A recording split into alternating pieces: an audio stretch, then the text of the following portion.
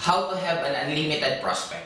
Marami akong naririnig na nagsasabi sa akin na ang problema kasi sa networking, naubos ka na yung kaibigan ko, naubos ka na kausapin, wala na akong prospect. Guys, it is impossible. Why? 8 years na ako sa networking at hindi ko pa rin naubos kapamilya ko, kaibigan ko, hindi ko sila naubos na hanggang ngayon napipresentan. Ngayon, paano ako nagsimula na halos marami akong kausap? Guys, meron na tayong Facebook. Meron tayong ang daming way para pwede ka magkaroon ng prospect. Kung tatanungin niyo ako paano ako nag-i-invite sa Facebook, simple lang dialogue ko, do you want to earn extra income? Wala akong magic word na sinasabi, numbers game lang ang networking. Kasi isang tao, parang ganito yan eh.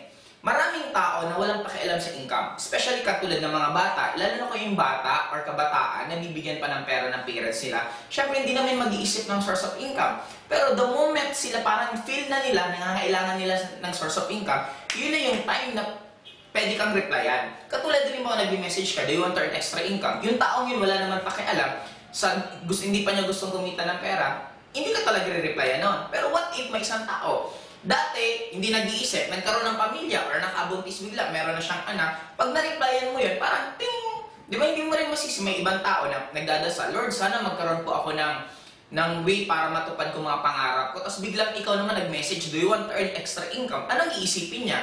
Di ikaw yung sagot. Isa yun. Second, maliban sa Facebook, number 2, ang pag-networking dapat isa buhay.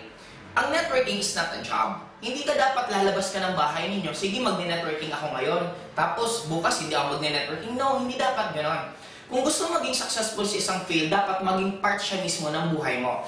Ako naalala ko dati, tuwing gising ko ng umaga, paglabas ko, pag may namit akong tao, kahit sino yan, laging re-recruiting ko yan. Pag may namit akong new friend ko, hindi po pwedeng hindi siya recruiting. Hanggang doon ka na magkakaroon ng sunod-sunod na prospect. Maliban pa doon, isa pa, may prospect ka. Gusto mag-join, kaya lang walang pera. Ano ang gagawin mo? Huwag mong pilitin magkaroon ng pera. Ang gawin mo, hanapan mo ng prospect, sabihin mo, baka may kakilala ka na gusto, pwedeng kausapin muna natin. Ibig sabihin, kung ito yung prospect mo, hiningain mo ng 2 referral, kahit hindi ito nag-join, may 2 kang nakausap. Yung 2 mong nakausap, kahit ayaw din mag-join niyan, walang 2 referral, meron din 2, kausap ulit. Ibig sabihin, mag-branch out yan. Actually, sa isang tao lang nakausap mo, mauubusan ka na ng oras, ubusin lang yung mga kakilala ng kakilala ng kakilala ng kakilala nila.